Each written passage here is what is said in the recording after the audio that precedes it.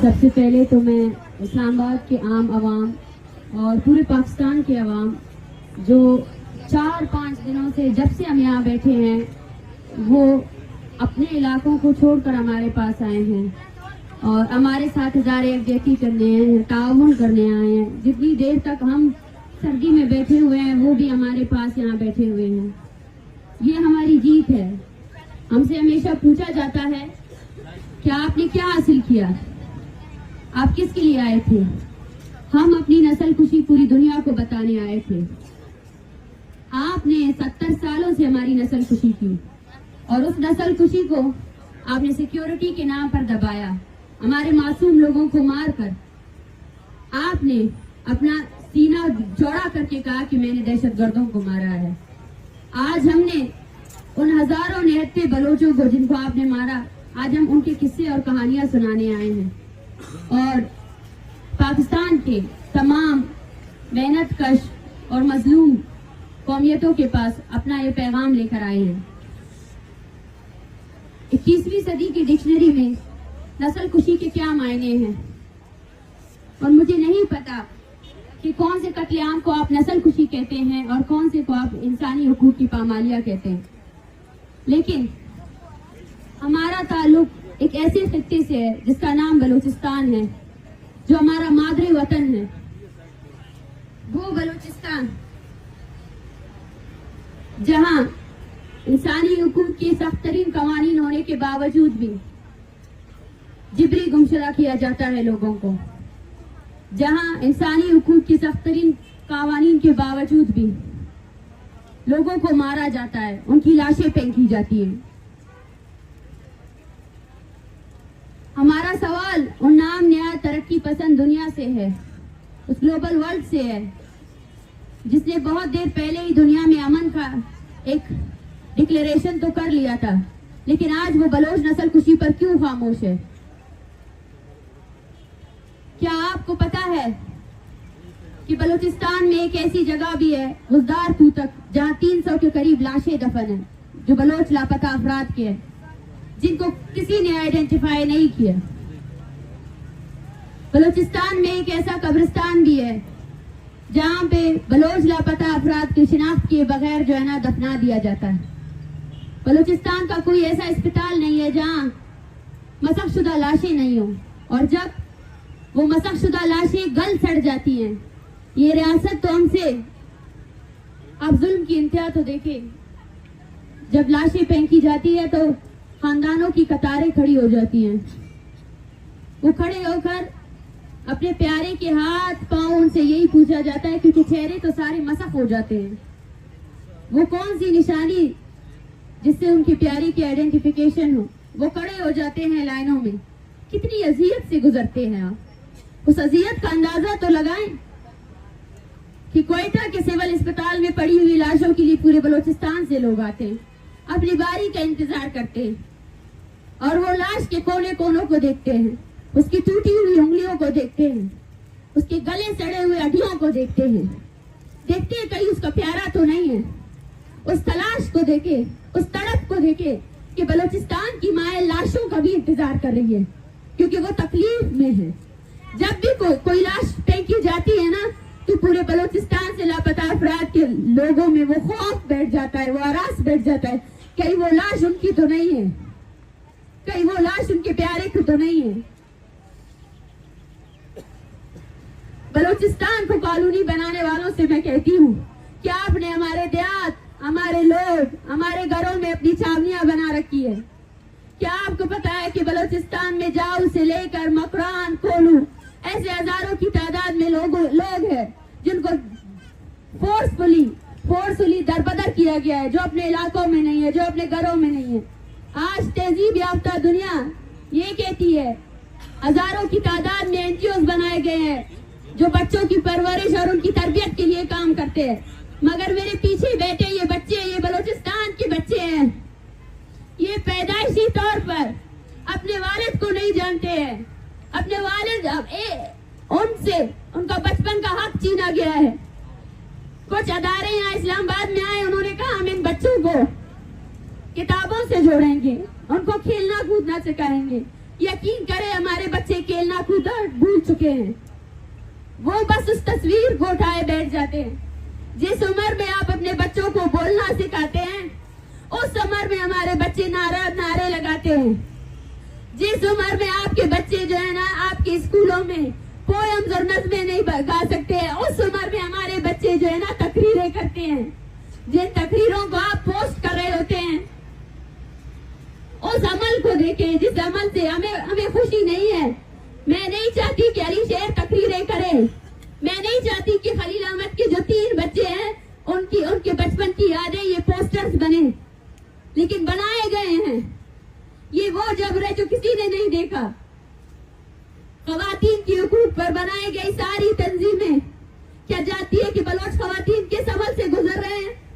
Bloch खवातीन जो इज्तिमाई ज्यादती का शिकार है, बलोच खवातीन, ये पीछे जो लोग बैठे हैं ना, ये वो विटनेसेस हैं जिनके प्यारों को आपने गुमशुदा किया, लेकिन वो आज भी आपके सामने खड़े हैं। उनकी जिंदगी के एक एक लम्हे को आप अगर देखें और सोचे ना, तो आप उस दर्द और तकलीफ को सोच ही नहीं सकते हैं। बलूचिस्तान में वो लोग जो इंसानी हुकूक पर बात करते हैं, जो कौमी जद्दोजहद करते हैं, एक्टिविस्ट, सहाफी, टीचर, जब वो अपने हक के लिए बात करते हैं तो आपकी बेशरम, मैं बेशरमी कहूंगी, बेशरम रियासत जो है ना जाकर उनकी औरतों को अबडक्ट करती है, जाकर उनकी औरतों को जो है ना अगवा करती है और उनको इज्तिमाई ज्यादती का निशाना बनाती है। ये है बलूचिस्तान का वो चेहरा, ये आपका रियासत का वो चेहरा जो आपको किसी ने नहीं दिखाया। मैं अब जब सोचती हूँ कि डर क्या था उन्हें, जब हम इस्लामाबाद आए तो उनको डर क्यों था कि हम नहीं आए, और आज जो ये बौखलाहट का शिकार इंतजामिया है, वो डर रहे थे कि बलूचिस्तान की माएं उनके करतूत लेकर आएंगे, पूरी दुनिया को बताएंगे कि इस्लामी जमहूरिया पाकिस्तान में जमहूरियत कहाँ है, पूरी दुनिया को बताएंगे कि इस्लामी जमहूरिया पाकिस्तान इस रियासत की बुनियादें कितनी खोखली है, इसके अदारे कितने खोखले। आपने इस पैगाम को, इस आवाज को छुपाने की कोशिश की, लेकिन आपको ये नहीं पता है कि ये आवाज नहीं, ललकार है। आज भी पूरे बलूचिस्तान से हमें कॉल आ रहे हैं, सब चाहते हैं कि वो आए इस्लामाबाद में बैठे, आए इस्लामाबाद को वो घिनौना चेहरा उनकी रियासती सिपाहियों का दिखाए जो उन्होंने कभी नहीं देखा है। क्या आपको पता है, आप में से सबके बच्चे होंगे और आप अपने बच्चों को तालीमी अदारों में भेजते हैं पढ़ने के लिए। हमारे तालीमी अदारों को भी आप लोगों की रियासती फोर्सेस ने मिलिट्री छावनी बना रखा है।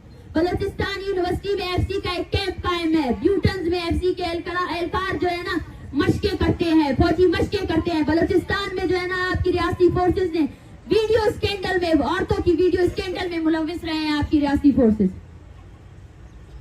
बलूचिस्तान में एक भी तालिब इल्म पुरअमन तौर पर अपनी पढ़ाई नहीं कर सकता है, उसको इस हद तक ज़हनी टॉर्चर का निशाना बनाया गया है कि वो अपनी जिंदगी से बेजार है।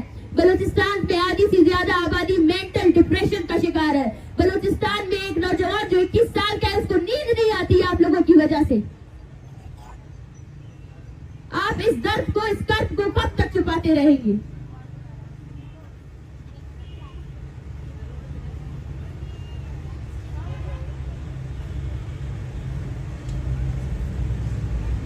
ये लफ्ज, ये दर्द, ये तकलीफ, ये अल्फाज बहुत कम है उन 70 सालों के जबर को बयान करने के लिए।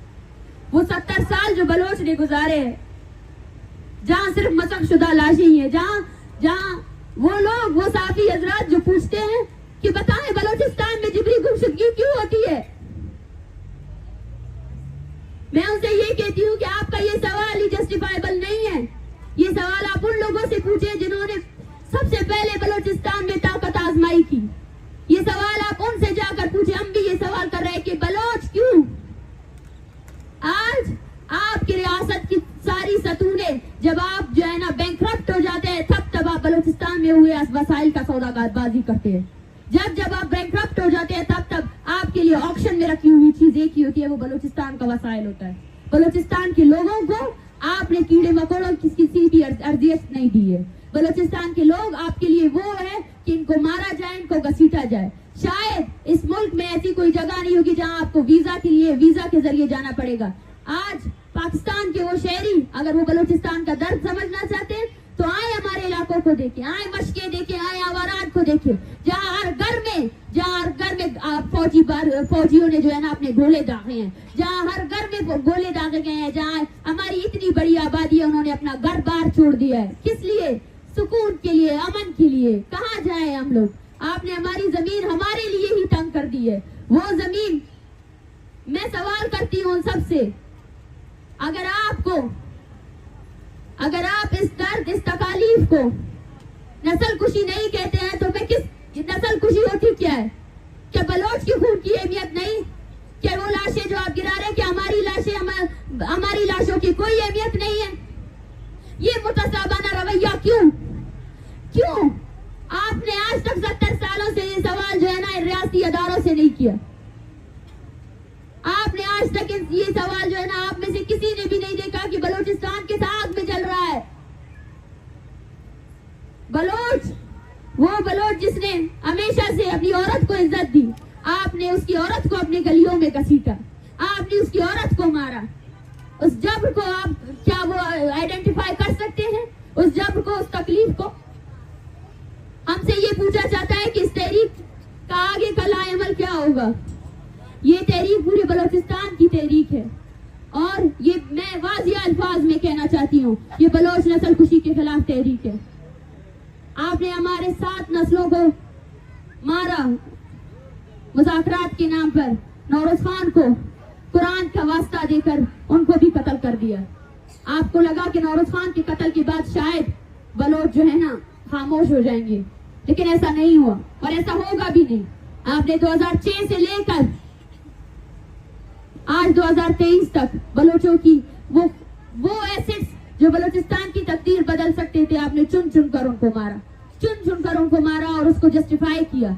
सवाल ये नहीं पूछा जाए कि बलोच क्यों जिबरी गुमशुदा होते हैं, सवाल ये पूछा जाए कि पाकिस्तान की रियासत और पाकिस्तान का आइन बलूचिस्तान में क्यों नाफिज नहीं है। क्या पाकिस्तान में सिविल डेमोक्रेसी है? सिविल डेमोक्रेसी है तो पाकिस्तान की जुडिशरी जो है ना आज तक लापता अफराद के जो केसेस उनके अदारों में, उनकी अदालतों में जमा है, उन पर क्यों फैसला साजी नहीं कर सकती? क्या पाकिस्तान की जो असेंबलियां हैं उनके पास बलूचिस्तान के मसले का हल क्या है? उन्होंने क्यों अपनी 80% आपके मुल्क का 80% जो वसाइल जो दिफाई बजट में आप देते हैं ना, उस 80% से जो है ना हमें कत्ल किया जाता है। आपके टैक्स से, हमारे वसाइल से हमें कत्ल किया जा रहा है। दुनिया में न्यूक्लियर वेपन्स दुनिया के साइंसदानों ने रिसर्च बेस पे कहा है कि न्यूक्लियर वेपन से इंसानी जानों को नुकसान हो सकती है, जमीनों को नुकसान हो सकती है। लेकिन क्या आपको पता है 1998 में जो जौहरी टेस्ट बलूचिस्तान में किया गया वो आम आबादी के ऊपर किया गया। उसकी वजह से चागी में आज भी अब नॉर्मल बच्चे हैं, आज भी माजूर बच्चे हैं, आज भी वहाँ एक माँ भी एक नॉर्मल बच्चे को पैदा नहीं कर सकती है। वो बलूचिस्तान जो अपने नायाब वसाइल के लिए जाना जाता था, आज इस बलूचिस्तान को आपने नायाब मौजी बीमारियों, कैंसर की बीमारियों की जगह बना दिया, डेरा बना दिया है। और उसी बलूचिस्तान में जिसको आपने कैंसर ज़दा कर दिया है, वहाँ कोई मेडिकल टेस्ट भी अवेलेबल नहीं है, ना ही वहाँ पर जो है ना एक ऐसा हॉस्पिटल है जो उन लोगों का इलाज कर सके। और आप फिर कहते हैं कि ये नस्ल कुशी नहीं।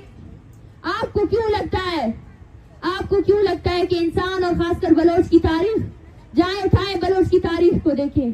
ये लोग जो यहाँ आए हैं ना, इनसे हजारों की तादाद में लोग यहाँ आ सकते हैं, हजारों की तादाद में लोग उठे हैं। ये अपने खानदानों को नहीं भूलेंगे और ना हम भूलने देंगे, क्योंकि हमारा वजूद एक कौम की हैसियत से है। हम इज्तिमाई तौर पर जीते हैं और इज्तिमाई तौर पर मरते हैं। अगर आपको आप बलोच से छुटकारा चाहिए तो आप अपने एटमी बम बलोच पर मारकर उसको खत्म कर सकते हैं, उसके अलावा और कोई रास्ता नहीं है। जब तक वो लाश बालाच की नहीं थी, वो बलूचिस्तान की थी और वो बलूचिस्तान उसके लिए सरापा एहतिजाज है। हम वो कौम है जिन्होंने इज्तिमाई तौर पर जिंदगी की है और इज्तिमाई तौर पर ही हम अपनी कौम का बका करेंगे। Thank you.